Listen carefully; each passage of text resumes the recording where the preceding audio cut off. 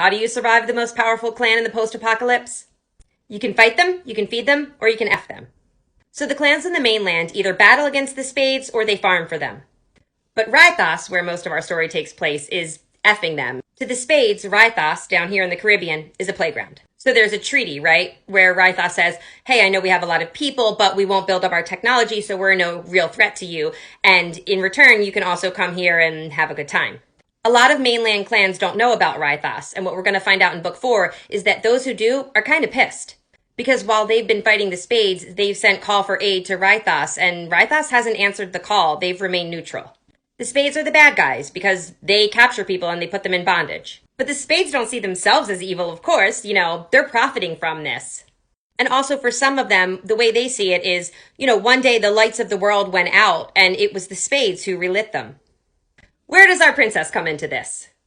Rythos down below protects Eloa, which is an even smaller island.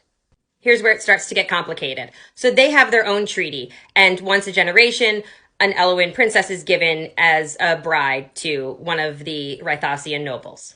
The Rythosian nobles also created an artificial market with Eloan wares, kind of like how our diamond market would be today, where there's an abundance, but it's artificially inflated in terms of the price because there's such a chokehold.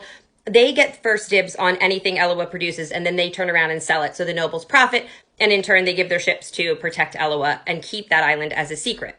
Are you with me so far? It's getting a little more complicated. Eloa is a dystopia where they don't know anything of the outside world existing at all.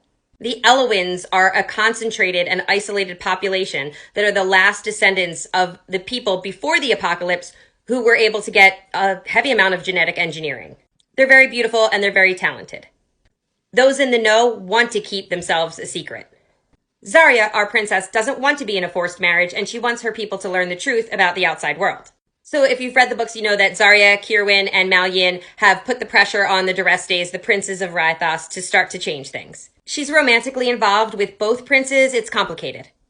But those changes come at a price. There's a ripple effect all the way to Spade City. So we open book 4, and it's like a powder keg ready to explode.